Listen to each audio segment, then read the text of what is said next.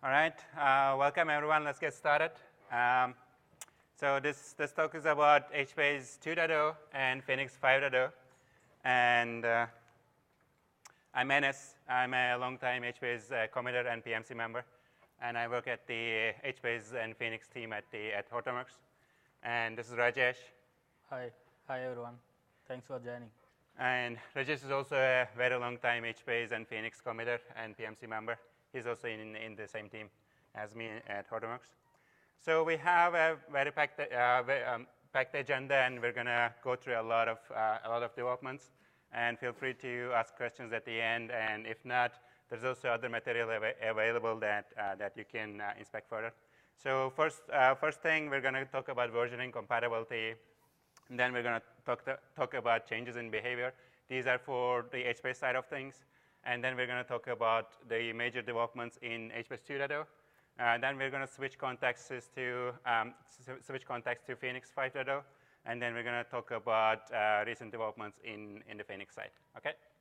So very big disclaimer: both of these releases from Apache hasn't been released yet. So 2.0 and 5.0 for HBase and Phoenix respectively haven't been released yet, but they are getting closer and closer to release, and there's a lot of information that's already available there. HBase already did the alpha release, and Phoenix 5.0 development has been going on for a long time. So it's coming. We are expecting these two releases to be hopefully before the end of year 2017. It can come sooner or it can come later, but that's at least like what we are kind of targeting. And there's, again, a lot of development from the community for these two releases. And if you want to keep progress on these, please keep an eye out for the alpha releases and the beta releases that's upcoming. Right? Let's talk about versioning a little bit. So this is for the HBase side of things, but when we released HBase 1.0, we started doing semantic versioning. And basically, semantic versioning is very basic. You divide your version numbers into three: major, minor, and patch, and then you follow what is logically makes sense, right? So the major releases are incompatible changes, minor releases are backwards compatible changes, and patch releases are only bug fixes, right? And when we are saying that HBase 2.0.0, obviously 2 becomes the major release. So which means that there is some incompatible changes that can come in. It doesn't mean that it will come in, right? But looking at the compatibility matrix, it's not a simple yes and no question whether like HBase 1.1 is compatible with 1.5, right? Or HBase 1.x is compatible with 2.x. So it's not a simple yes and no question. I wish it was, but it's not. There is a lot of different dimensions that you have to consider in terms of compatibility. We're going to go talk about it a little bit, but the major things are whether it's source compatible, binary compatible, wire compatible, command line and tooling compatible, dependencies compatible, and everything, right? And when you're talking about the compatibility, you also have to think about the client interface, whether you're using the client interface, whether that thing is compatible, or you're using internal stuff like coprocessors or like advanced features which are not strictly the client interface, right? And there's a lot of good documentation about this at the HBase book, so you can go ahead and read about all of these, right? So talking about the compatibility matrix, this is the agreement from the HBase community to say that which versioning, in which different versioning schemes in the semantic versioning we can break compatibility, right? So as you can see, there's wire compatibility at the top, and if you look at the columns, that's the major version, minor version, and patch version, right? So in the gist of it is that between different major versions, everything can break. So it means that, for example, HBase 3.0 can come in, and then it won't be able to work with anything else, right? It doesn't mean that it has to, but this is what we agreed on. And if you look at the patch, it means everything is compatible. So which means that if you're going from 1.2.0 to 1.2.5, then everything is expected to work with just drop-in replacement for the jars, right? So that's what patch version means. If you look at the minor version, so you can see that everything in terms of wire compatibility and like things like source compatibility is there. But for example, between minor versions, we can break binary compatibility, right? So let's talk about a little bit about the changes in behavior for coming in for 2.0. So it will be JDK 8 only. This is for the sake of users, obviously, and for sanity. There's a lot of good new things coming from JDK 8 that we are already using, so there's no going back. And if you're using JDK 7, please stop using it. It's a horrible thing. We've seen a lot of issues with JDK 7 lately. So it's also will be likely only support Hadoop 2.7 and Hadoop 3. So that is in the works, but older versions of Hadoop obviously needs to be upgraded. There is some filter and coprocessor changes in the API. So if you're for example, deprecated stuff from 1.0 is removed. So you may have to upgrade your code a little bit if you're using advanced coprocessors and everything.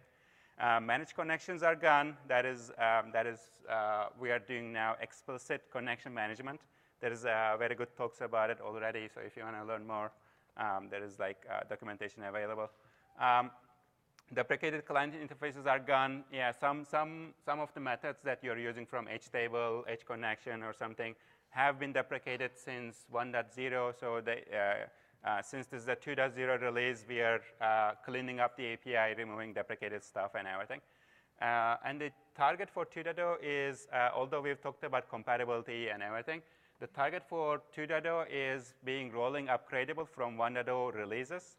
So you should be able to do a rolling upgrade between 1.x to 2.0, which means that your client, your 1.0, so 1.x based client can still be able to talk to 2.0 service, and then you can do an upgrade in a rolling fashion without having to do a downtime. So we've learned our lesson from the Singularity release between 94 and 96. So that's why we are kind of doing the good thing for the users. At least we're trying to make it so that you don't have to take a downtime for upgrading to 2.0, right? And there's also a lot of updated dependencies coming, some coming from Hadoop, some coming from us. So if you're transitively depending on these, then you have to upgrade your libraries as well, right? So if you want to, if you're working on HBase in some release, if you're using HBase for example, 1.1, 1.2, or whatever, you have to start preparing for 2.0 if you want for a smoother transition. So again, we've talked about the API cleanup. So whatever deprecated from 1.x releases will be removed in 2.0. So if you're depending on deprecated stuff, you can start using the new API so that eventually your code won't break. Some of the cleanup happened at the Guava and protobuf level, so those are removed from the APIs. Again, some deprecated APIs which are very common, HTable, HConnection, HBase admin, they're removed. So it's kind of, if you're depending on these concrete classes, you should start depending on the non-concrete interfaces as well. Like instead of HTable, you should start using table. Instead of HBase admin, you should start using admin, right? And again, JDK 8, you have to upgrade. There's no, with 2.0, there's no going back. Again, we've talked about this. One of the X clients should be able to read, write, and do scans against 2.0 clusters. Maybe some DDL operations will not work. So this thing is still to be tested. All right. So let's talk about a couple of major features that's coming in 2.0. Right.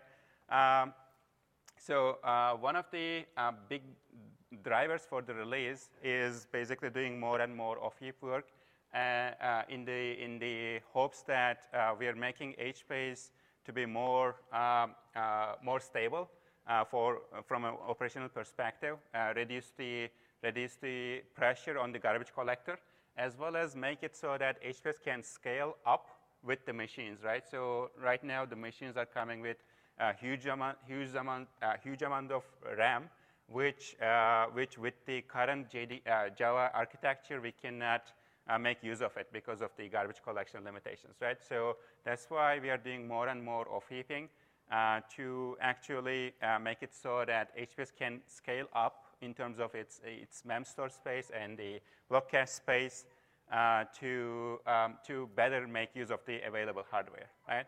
So as you may be familiar with the bucket cache, so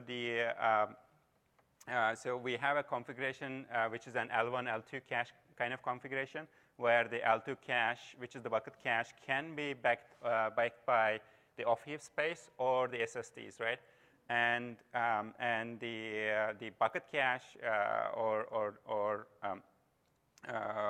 you're using the L2 cache, it's sliced into 4 megabyte pieces, where everything is kind of like allocated in the off-heap buffer space.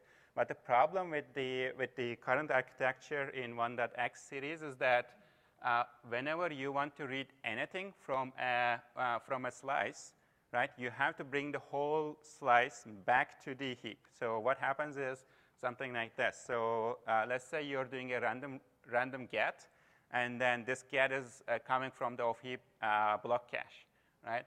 So for doing even a single read of a single cell, we have to copy this whole chunk, which is a pretty big kilobyte size chunk, into the heap space to be able to read it. So this is what happens in the 1.x series, and obviously we are making use of more off-heap space in the 1.x, but we are paying the price in terms of bringing these blocks back and forth, doing this kind of copying. With the 2.0, with the development from Intel, this goes away, where the read path is now fully backed by the off-heap based cells. What it means is that we don't have to do this copying all over, and then the data is kind of sorted in the merge trees in a non-copying manner, right? It's a zero copy operation. So this has a lot of benefits in terms of these are some quick numbers again from Intel. You can see from the orange, you can see with the YCSP results and incredible kind of improvement with the number of threads increasing. This is also from Alibaba. As you can see, they have deployed a custom version of the patch on top of the 1.x series.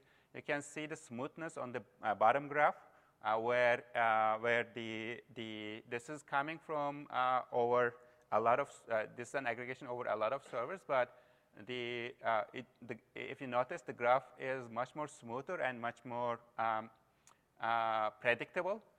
These are the latencies, these are the QPSs, because we are not putting all the pressure to the garbage collector, and the garbage collector has to do all the work and everything with the new off-heap work.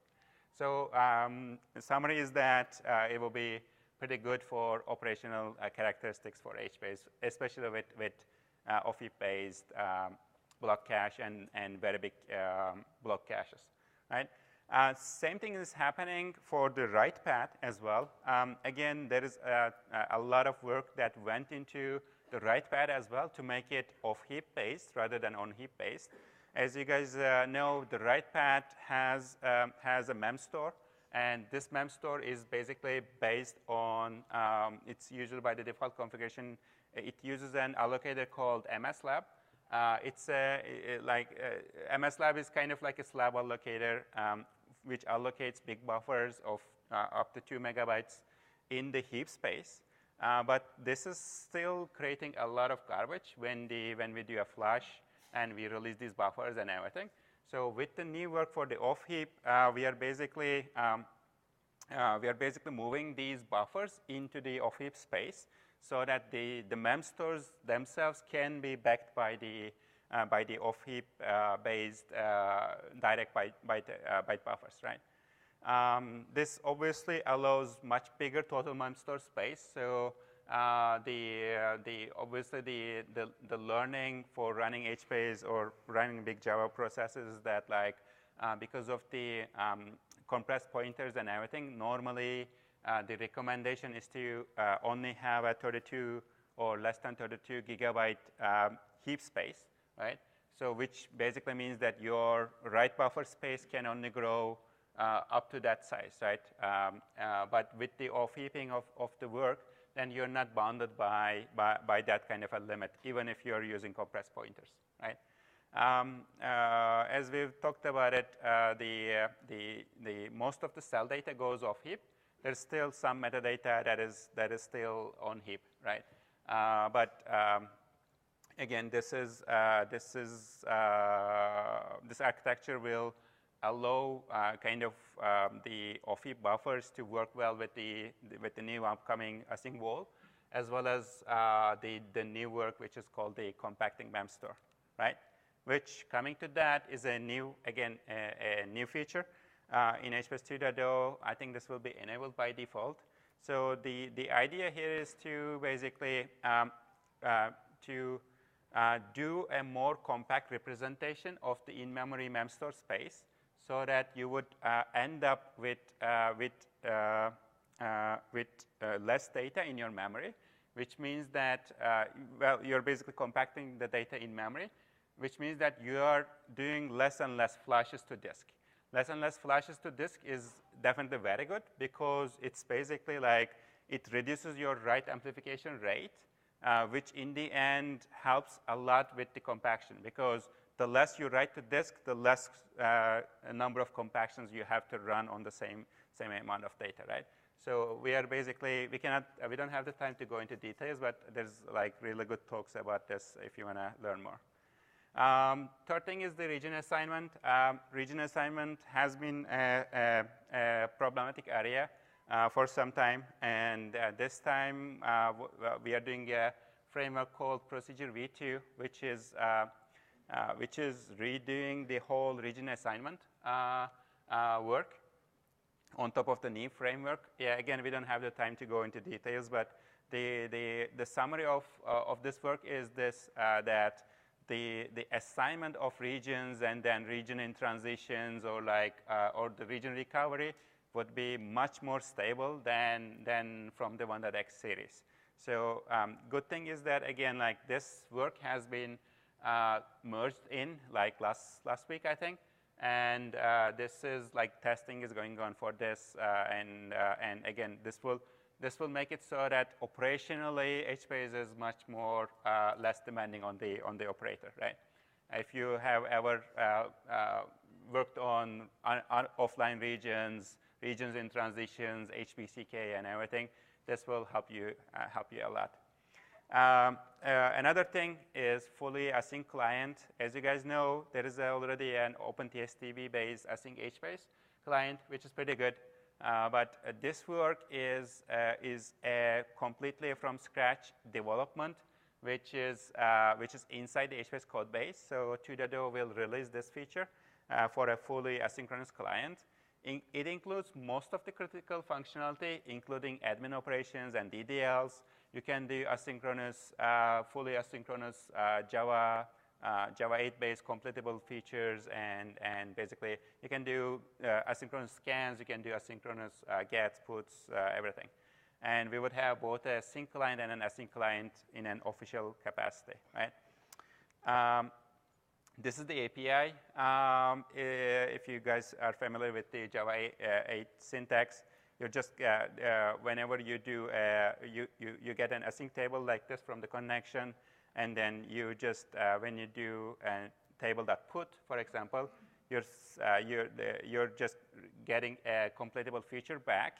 Then you can wait on the feature, or basically you can do other things in the background, right? Another thing is C++ client. The development is going on for this for some time. Hopefully this will make it into 2.0. It's fully based on C++ 14 language. It's a synchronous client which is built on an asynchronous client. Its asynchronous client is not exposed yet. It uses Foley and Wangle from Facebook. These are like Netty or Java 8 like features. And it's basically follows the same architecture as the asynchronous client. And you can do gets, puts, multi-gets, scans, and everything right now with this. This is how it looks. Again, this is, if you guys are familiar with the Java API, this is very similar to the Java API, except that it's in C++. Right? Backups and restores are another feature. We needed a backup and restore mechanism for some time, and it's coming. So we're going to have incremental and full backups. These are based on snapshots. You can export your backup into HDFS. You can use S3. You can use ADLS, WASB, or any Hadoop-compatible file system. So this will be this will be based on, again, snapshots, and the incremental backups are copying the write-ahead logs. So you can do weekly full backups and daily incremental backups, right? And with backups and replications, these are complementary things. You can get a full DR kind of solution. Another thing is file system quotas. Again, we support quotas, but the new quotas is based on how much data you can have in a namespace or table. These are very important for multi-tenancy. Again, we don't have the time to go into details of each of these topics, but the gist of it is that basically you can say this table can grow up to 1 terabyte in size, and if there is a violation of this, you can disable the table, or you can have different policies for disabling writes, disabling compactions, and this and that, right? And these are the things that will be released for the first time in 2.0. Mob support medium objects, region server groups, favored node enhancements, Spark module will be released, and definitely the write-ahead logs and the data files going into different file systems. These are major features that's coming in. There is a bunch of other work that we don't have, again, time to go into, like Netty-based client and server, API cleanup, replication improvements, different metrics-related improvements, and this and that. All right, so I'll transition to Rajesh Babu for the Phoenix one. Yeah, thanks, Anis. Now let's discuss about Phoenix 5.0. Many of you know Phoenix is a SQL layer on top of HBase, and it provides a JDBC driver.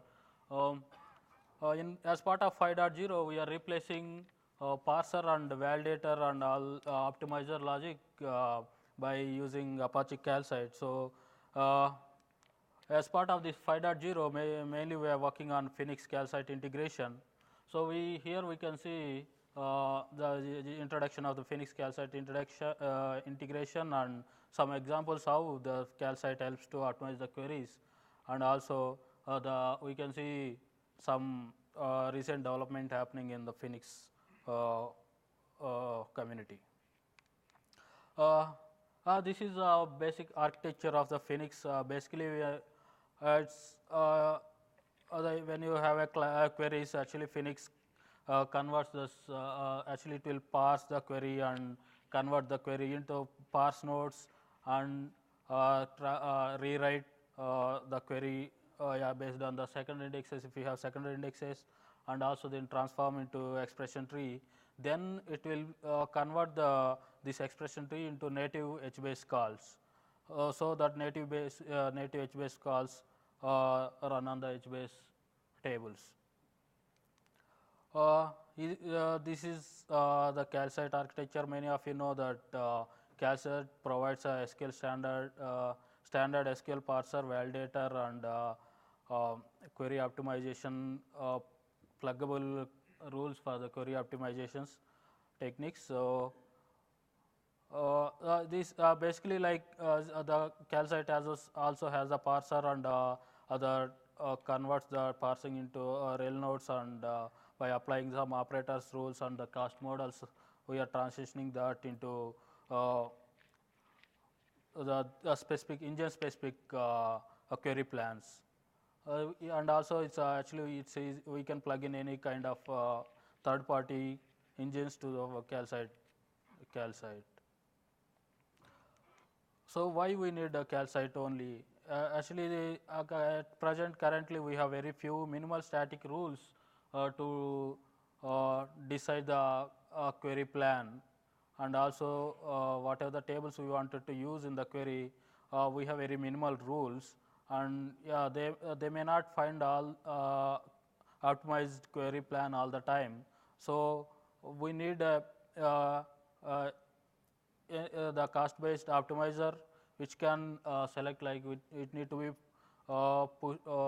push down the filters to the servers, and also it need to identify whether we need to go by range scans or skip scans, and also sometimes if it are giant queries, we need to go whether we need to find whether we need to use aggregate hash aggregates or stream aggregates or partial stream aggregates.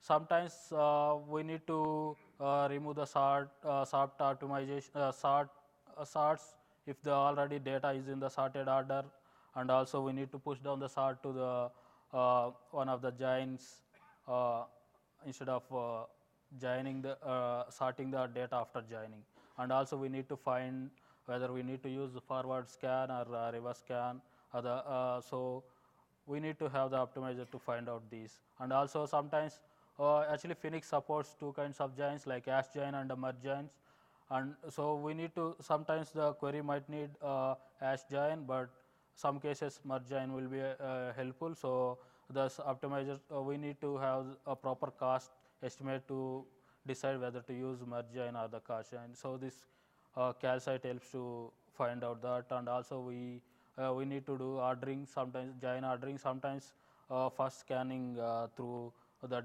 table having less number of records will helpful. So that kind of ordering need to be decided by the cost based optimizations. And also sometimes we need sometimes going through index table may be faster than the data table. So the optimizer need to select whether to data table or index table, and yeah, by combining all these techniques, sometimes combining all these, maybe we can find a better optimum plan. So this calcite helps in all the cases, and also we can make use of the Phoenix also providing statistics on the tables, like the statistics are like how many rows we can identify how many rows in a table. So based on by using that we can make some cost based decisions. So how the calcite of the Phoenix-Calcite integration will be, we can see in this diagram. The basically the parser and the algebra is everything same, but the only thing is that the operators the rules we are applying on the Phoenix Phoenix are actually different. We are actually we are making use of some built-in rules, and also we are implementing the Phoenix custom rules to find out the optimum plan. So then after passing, we'll from the algebra we'll find the proper query plan, and Phoenix runtime execute the queries on the Phoenix data, HBase data. We can see some examples how calcite helps to improve the performance. Let's take here is an example, like we have two tables like orders and items, like, and if you want to find an the item which has more more order value, means which has a more order value, and we want to sort by the order value, like then let us here is the query, and when we transform these SQL queries into logical operators, it will be like basically we are first scanning the both items and orders, then we perform the join, and then we apply the filters based on the condition, and also we run aggregation, and then we sort the data. But this can be transformed in different way, like yeah, since we don't know the schema of this, but let me give you the details of the schema. Like this order, the items table has something like item ID is the primary key. So all the data in the is sorted by the item ID. In the orders have some customer IDs and also the order ID, all this information, but the customer ID may not be the primary key. When the item ID is the item ID is the primary key, what we can do is like here we have first we have the condition on the orders customer ID in the orders table. So we can, instead of filtering after joining, we can push down the filter to the scanner so that it will filter out the data based on the customer ID and gives the results back. Then if we give the if we join, then the number of records we are fetching will be very less. And this way we are filtering out the we are filtering out before joining or the sorting. So this is like filtering for join rule. It's provided by the Calcite. It's a built-in rule. So we can make use of that for improving performance. And one more example is like if we have same table, like we wanted to join the orders table and the customers table based on the customer ID, and also like this if we want to order by customer ID, actually the customers table, the customer ID is the primary key. So what will happen is like instead of sorting after joining, we can push down the sort to the we can push down the sort to the we can remove the sort actually, because since the customer ID is the already customers table already sorted by customer table, so we can remove the sorting instead of sorting after joining.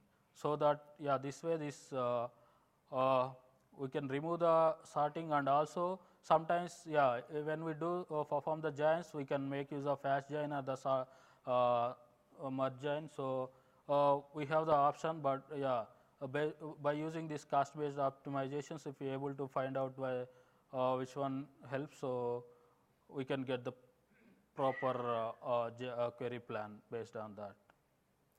This basically in this case, like we instead of applying hash join, if we need to anyway sort, so if we apply the merge join, which gives the sorted data, so this helps in improving the performance.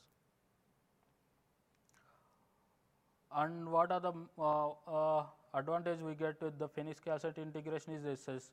Actually, Calcite is providing SQL standard compliance, so Phoenix also have the strong SQL standard compliance, and we can make use of many features provided by Calcite, like window functions and scalar subquery and filters, etc. And also actually there are already many projects integrated to Calcite, and they have already adapters. So there is there will be interoperability between all these adapters. We can use federated queries to query other data sources and Phoenix as well. Currently the work is going on. We are doing changes in both the Calcite and Phoenix. There are some features to be support. We are adding some features in Calcite as well to support what are the missing features in the Calcite. And there are some issues in the Calcite integration. We are looking into that, and there are around 70% test cases are passing. We are working on to make the 100% pass rate and provide all the features, and also improve the performance. We will check the performance also. Now we can see the latest developments happening in the Phoenix community. Here is one of the feature, like we are improving the local index feature, and also there are some performance improvement. Basically, these local indexes are like these region-wise indexes. Both the index data and actual data are collocated in the same region server. So we made that. So since they are collocated in the same region server, without any RPC calls, we can write to the index table. So and that too, this while writing to the data table, we can write to index table atomically and 100% atomically and 100% consistent way. This is how it works when we when we write to a data table, we'll in the co-processor will prepare index updates, and we'll merge that index updates to data updates and write all that together to the vaults and the memstores. Since there are no RPC overheads and they are collocated the same region server, we can see that even with more number of indexes also, we can see that the performance is very good. Like normally if you take, there are actually Phoenix supporting two kinds of indexes, like one global and local. The global indexes are like the index data stored in a different table.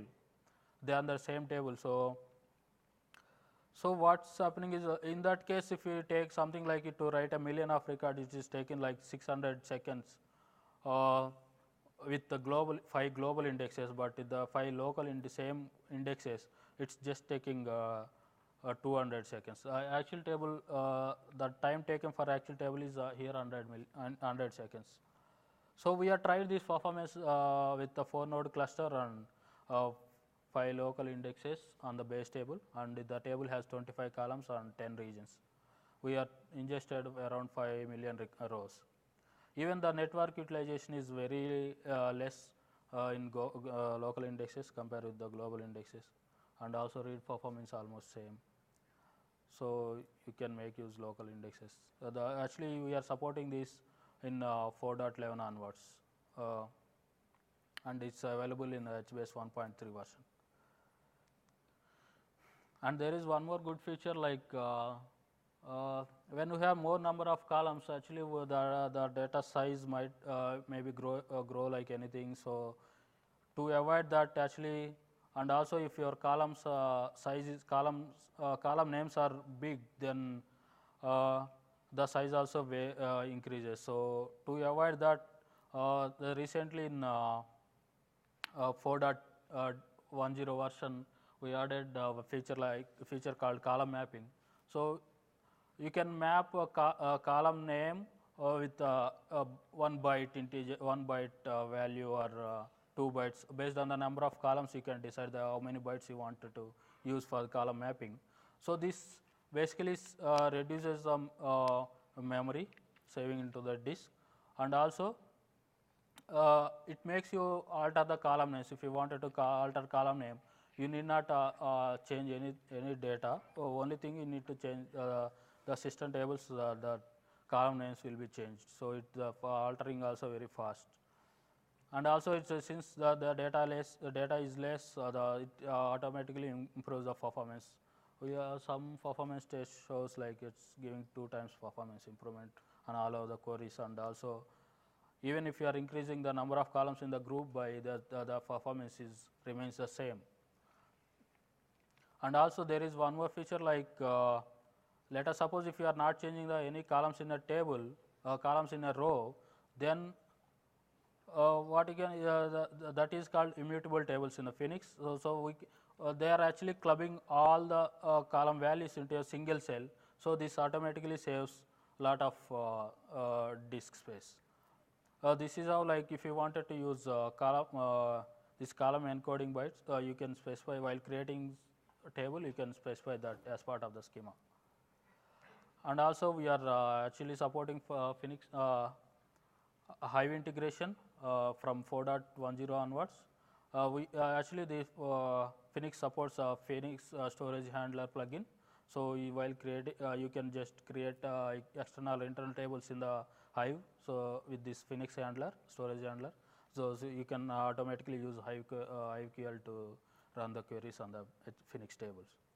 And also we are from 4.10 version, we are supporting Apache Kafka integration.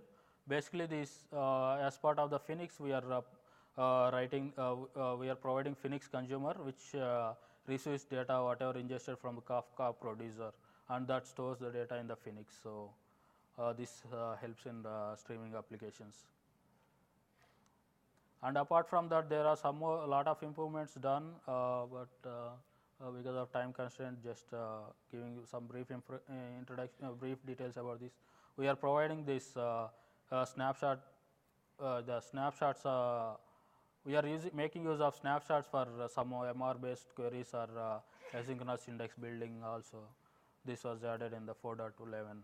And also we have recently we added forward only cursors in 4.11, and we are actually the Phoenix has integrated to Spark 2.0. It's working with Spark 2.0, and recently supporting 1.3.0. And something like there are some abstract select queries. Sometimes usually they run at the client, but in the previous recent versions we made it run at the server, so we need not transfer data back to the client. And also currently Phoenix supports transactions we use with the Apache Tephra project and they are recent some work going on make it pluggable, so any transaction system can be integrated. And Vomit is Yahoo transaction system from Yahoo. The current integration is going on. And also, we are working on to support HBase 2.0 version as well. That's it from my side. Any questions? All right, I think we don't have time for questions, but so they ask us to actually say that please rate the session on using the app or the web page. And then there is another HBase and Phoenix Birds of a Feather session at 6 p.m. So if you guys have questions, you can come there if you want to talk about HBase or Phoenix, or catch us offline if you have questions. Okay? Thanks a lot.